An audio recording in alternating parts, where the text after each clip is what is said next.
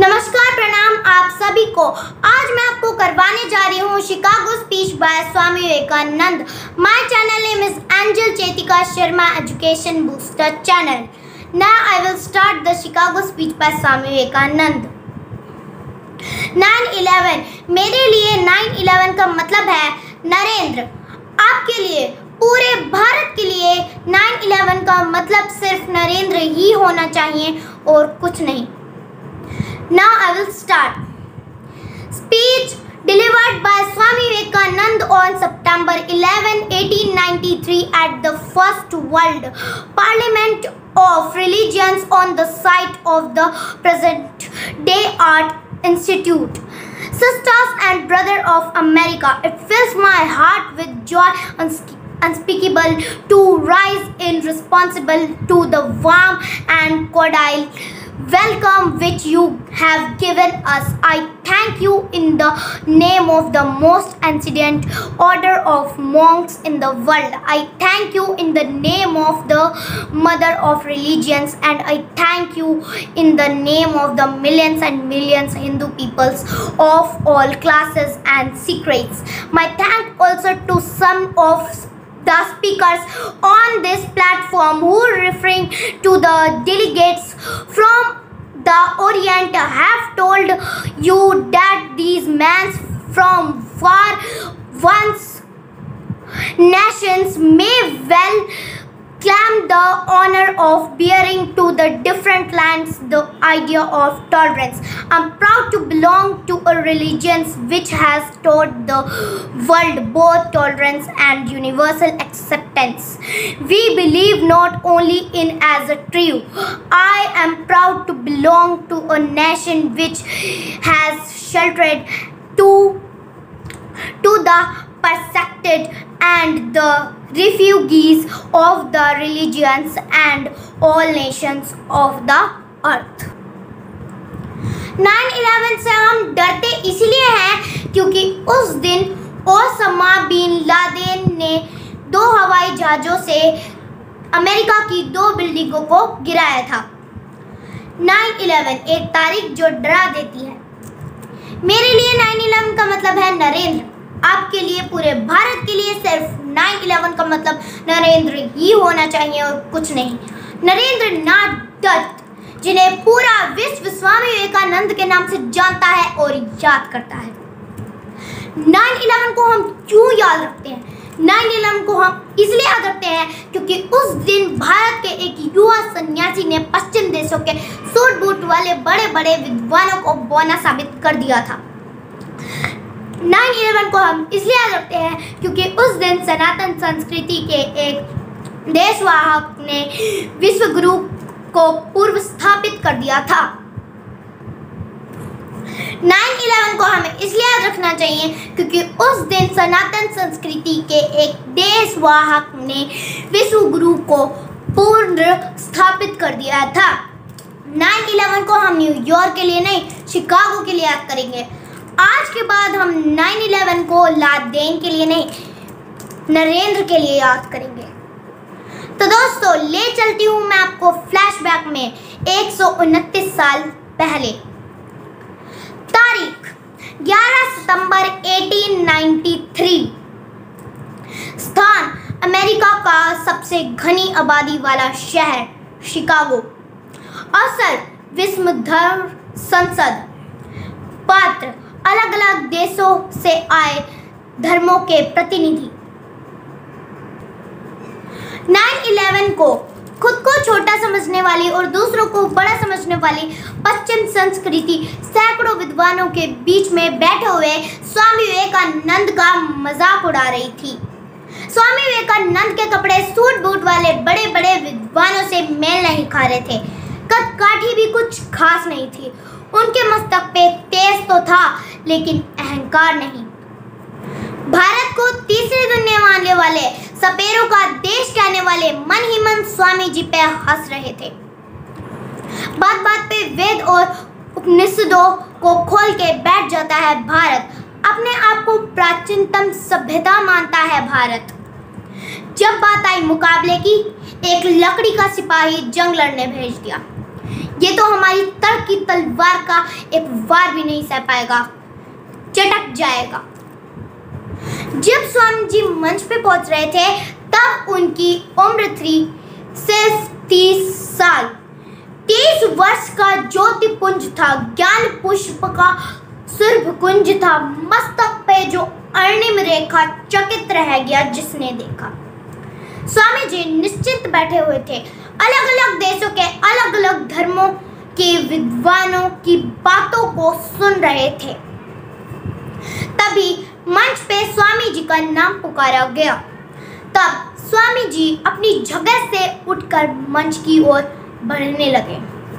दोस्तों, स्वामी जी मंच पे अकेले नहीं जा रहे थे, उनके साथ भारत की सनातन संस्कृति और लाखों वर्षों का इतिहास भी मंच तक आ पहुंचा।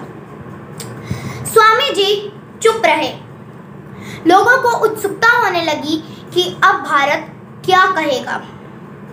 कुछ टाइयों ने उपहास किया, it is you called gold feet, India has gone silent. फिर स्वामी जी अपने चारों ओर देखने लगे जैसे कि पूरी सभा का जायजा ले रहे हो। फिर उन्हें 5 शब्द बोले। उन 5 शब्दों को सुनने के बाद सारे अमेरिकन प्रोफेसर्स और विद्वान खड़े होके 7000 लोग तालियां बजाते रह गए। वो 5 शब्द क्या थे? ध्यान से सुनिएगा। Sisters and brother of America, America के भाइयों और बहनों। जैसे ही लोगों ने 5 शब्द सुने, ऐसा लग रहा था जैसे कि लोगों ने ईश्वर की आवाज सुन ली हो, कोई आकाश की वाणी हो गई हो। इन 5 शब्दों में ऐसा क्या इतिहास था? तभी तो बड़े बड़े बुद्धिजीवी समझ नहीं पाए कैसे हम भारतवासी परायों को अपना बना लेते हैं। दोस्तों, जो वो 5 शब्द सुनने के बाद लोग खड़े होकर तालियां क्यों बजाने लगे? क्योंकि लोग सोचने लगे कि इतने दूर से आया मेल व्यक्ति, जिसका ना तो हमसे कोई रक्त का संबंध, ना भाव का, ना भाषा का, तो वो हमें भाइयों और बहनों के संबोधन से कैसे पुकार सकता है? आयम निज परुवेति गणना लघु चेत श्याम उदार चरिता नाम तू वसुदेव कुटुंबकम। महु उपनिषद अध्याय 4 श्लोक संख्या 71। ये अपना है और ये अपना नहीं है, ऐसी हरकत छोटे हृदय वाले लोग करते हैं। बड़े हृदय वाले लोग के लिए पूरी धरती ही उनका परिवार है। वासुदेव कुटुंबकम हमारी संस्कृति थी और रहनी चाहिए। हमारे लिए विश्व का हर व्यक्ति वही है जो स्वामी विवेकानंद ने उस दिन कह दिया था, सिस्टर्स एंड ब्रदर। काले गोरे का भेद नहीं, हर दिल से हमारा नाता है। कुछ और ना आता हो हमको, प्यार निभाना आता है। जीते हैं जिन्होंने देश तो क्या, हमने दिलों को जीता है। जहाँ राम अभी तक हैनर में, नारी में अभी तक सीता है। जितनी ममता यहाँ नदियों को भी माता कह के बुलाते हैं। इस धरती पे मैंने जन्म लिया ये सोच के मैं यहाँ इंसान तो क्या पत्थर भी पूजे जाते हैं। इस धरती पे मैंने जन्म लिया ये सोच के मैं इतराता हूँ। भारत का रहने वाला हूँ, भारत की बात सुनाता हूँ। उन 5 शब्दों को बोलने के बाद स्वामी विवेकानंद धारा प्रवाह हो गए। It fills my heart with joy unspeakable to rise and responsible to the warm and cordial welcome which you have given us। इस लाइन का मतलब है कि मैं आपका आभारी हूँ जिस तरीके से आपने मेरा स्वागत अमेरिका में किया। दोस्तों, मैं आपको ये बता दूं, जिस दिन स्वामी विवेकानंद वो शिकागो का भाषण बोल रहे थे उससे तकरीबन 1.5 महीने पहले ही वो अमेरिका आए थे और अमेरिका ने उनका स्वागत यू ब्लैक गेट आउट कह के किया था। स्वामी विवेकानंद ने 1.5 महीने जहर का विष पिया, लेकिन स्वामी विवेकानंद ने अपने अंदर कड़वाहट नहीं भरने दी। उस एक पल में स्वामी जी आदिदेव नीलकंठ हो गए थे। दोस्तों, बुराई का जवाब बुराई से देना हमारी परंपरा परंपरा नहीं है। दोस्तों, आपने वो साधु बाबा की कहानी तो ज़रूर सुनी होगी जो एक डूबते हुए बिच्छू को बाहर निकालने की कोशिश कर रहे थे। एक बिच्छू था जो बार बार उनको डंक मारता और साधु बाबा बार बार उन्हें पानी से बाहर निकालने की कोशिश करते। एक व्यक्ति आया, उन्होंने पूछा, छोड़ दीजिए इस बिच्छू को, डूब जाने दीजिए, आपके हाथ लहूलुहान हो चुके हैं। तभी साधु बाबा कहते हैं कि डंक मारना बिच्छू का धर्म है और डूबते हुए को बचाना मेरा। अगर वो अपना धर्म नहीं छोड़ रहा तो मैं अपना धर्म कैसे छोड़ दूं? हजारों सालों पहले ग्रंथों में लिखा हुआ है कि मेरा धर्म भी सही है, तुम्हारा भी, मेरा रास्ता भी सही है, तुम्हारा भी। मेरे सही होने के लिए तुम्हारा गलत होना जरूरी नहीं है दोस्त। अगले ही दिन अमेरिकी अखबारों के पन्ने स्वामी विवेकानंद के यशगान से भरे पड़े थे। द न्यूयॉर्क हेराल्ड ने लिखा कि विश्व धर्म संसद में स्वामी विवेकानंद सबसे महान वक्ता थे। जिस देश में इतने बुद्धिमान लोग रहते हैं वहाँ मिशन ग्रीस को भेजना मूर्खता है। द न्यूयॉर्क क्रिटिक ने लिखा कि कई विद्वानों का भाषण बहुत अच्छा था, लेकिन एक हिंदू साधु के सामने कोई टिक नहीं पाया। रंग और जंग से सर्वश्रेष्ठ मानने वाले अनेक देश अब समझ गए कि भारत की मेधा और ज्ञान का सामना कोई नहीं कर पाएगा। अनेक देश तो मान गए, लेकिन अभी तक हम नहीं मान पाए। दोस्तों, स्वामी विवेकानंद आपके हीरो होने चाहिए, क्योंकि दोस्तों आपके हीरोज के हीरो भी वही हैं। दोस्तों, मैं आपको फिर वही बात बता रही हूँ, अपने हीरोज आंखें खोल के चुनिए। स्वामी विवेकानंद आपके हीरो होने चाहिए।